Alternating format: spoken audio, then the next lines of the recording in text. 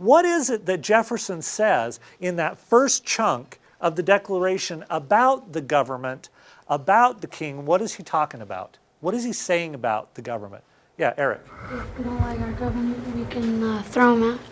That's right. And if we don't like the government and we throw them out, then what do we do after that? We can make a new one. Perfect, Eric. That's exactly right. If we don't like the government, we don't want it, we throw it out, we make a new one.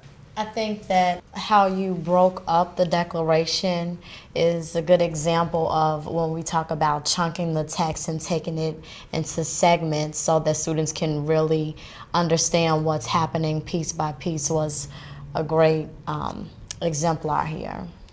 Yeah, what I ended up doing with this is the third, I believe, of 4 lessons on the Declaration, and we had chunked it into 4 sections, and each one of these was a smaller one, but it's a 50-minute lesson on just basically one paragraph. But the text is so complex and so dense that it really needs at least that much attention. It's great too how you're holding them accountable for the stuff they did before, and you're making them give each other the context that they'll use to understand the text, and that the thinking is all on them. It would have been so easy to just remind them of what they did, but like you make them recall it, which is so important for attention. As far as class time goes, you're burning a fair amount of class time here on something that's already been taught. But if they can't give it back to me, then it wasn't really taught. I mean, I presented it, but it wasn't learned. So it's worth my time. I also noticed that you kept rephrasing questions. If you had phrased it initially in too complex a way, you would come back so that it was more accessible to kids. Yeah, well, I've got a lot of second language learners in this class, and a lot of from lots of different backgrounds.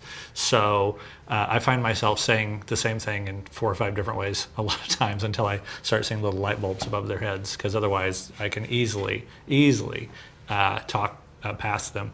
And many of them will just let me do that because they don't want to step out at this grade level, especially in front of their peers, and say, I don't get it. So I have to be careful about that. Let me read this one first, then I'll pass out the summary to you guys, and we'll go on from there. All right. To prove this, let facts be submitted to a candid world. So in this part, you can see that what we were discussing earlier about how important read aloud is, and reading with the students. Even in this 8th grade lesson, especially with the material this dense, it's up on the smartboard here, and I read this 3 times. The first time I read it aloud and they just follow along silently so that they can hear the words. They can hear how they're pronounced. They can hear the syntax. They can hear, when do I pause? When do I, when I use inflection and so on. The second read through, they read it with me. So then they have the experience of reading through it themselves, and then a third reading they've got because they have it a copy in front of them, and so it's very important on the second and the third read through that they have the print right there, so that and then in the video you'd see that I circulate through the class. Not to check that they're reading it correctly, just that they're reading it, because I want to make sure everybody's attending. And I've been known to stop and say, "Oh, so-and-so, you lost your place. Let's go back." And the kids all, so, but it does make them attend to it. And even if their reading skill level is low, if they're with me on it, they're hearing it. They're hearing it read correctly by me. And then they're getting to experience it themselves as well. And what was your thinking behind, because you really emphasize using Jefferson's words, there might be some teachers who say, well, why don't you want the students to be able to put it in their own words to show that they've, mastered the understanding of, or synthesized the information. Right. So why was it so important that it be in Jefferson's words? Yes. Both.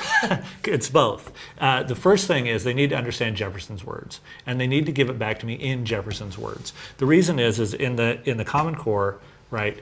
It's the text. It's go back to the text. What is the evidence from the text? Well, the text is Jefferson's words, and so if you can use Jefferson's words, if you can paraphrase this paragraph in one sentence of Jefferson's own words, then we go to that next step. And in the lesson plan, in the lesson design, on the organizer, it's got the chunk of Jefferson's words.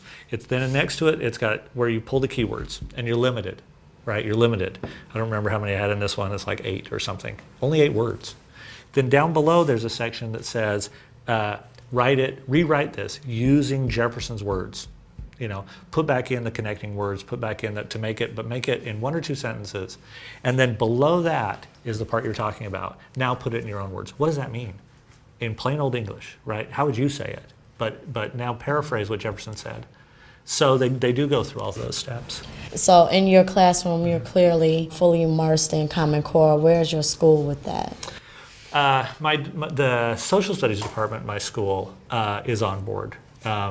And doing these same lesson designs, and you know, moving as much of it as we can.